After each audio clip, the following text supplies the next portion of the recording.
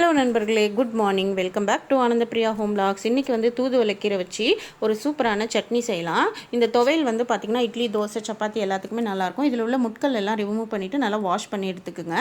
தேவையான பொருட்கள் வந்து பார்த்திங்கன்னா புளி, அதுக்கப்புறம் காஞ்ச மிளகா. இது வந்து சுருக்குன்னு இருந்தால் தான் இந்த துவையல் வந்து சூப்பராக இருக்கும்.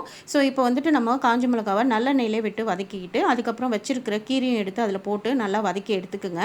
இதனுடைய டீட்டெயில்டு வீடியோ வந்து நான் சேனலில் கொடுத்துருக்கேன். காஞ்ச மிளகா வதங்கினோடனே கீரையை போட்டுட்டு அதுக்கப்புறம் நம்ம புளி இதுக்கு கொஞ்சம் அதிகமாகவே போடணும். புளி ஜஸ்ட்டு ஊற வச்சுக்கோங்க. அதுக்கப்புறம் புளியும் எடுத்து அதில் கொட்டி அதுக்கப்புறம் வச்சிருக்கிற கொஞ்சமாக தேங்காய் வந்து ஆட் பண்ணுறேன். ஏன்னா வந்து சட்னி கொஞ்சம் அதிகமாக வரணும் அப்படின்றதுக்காக. தேங்காய் வந்து ஆப்ஷனல்னால் வேணும்னா நீங்கள் போட்டுக்கலாம், இல்லைனா வந்து இது பண்ணிக்கலாம். அதுக்கப்புறம் யூஸ்வலாக நம்ம துவையல் அரைக்கிற மாதிரி அரைச்சி புதினா துவையல் அரைக்கிற மாதிரி எடுத்தோம்னா சூப்பரான தூதுவளை கீரை ரெடி. இது வந்து குழந்தைங்களுக்கு கோல்டு, காசு நோய் இருக்கிறவங்க, ஆஸ்மா இருக்கிறவங்க எல்லாருமே யூஸ் பண்ணலாம். பசங்களுக்கு இன்றைக்கி ப்ரெட்டில் தான் அப்ளை பண்ணியிருந்தேன்.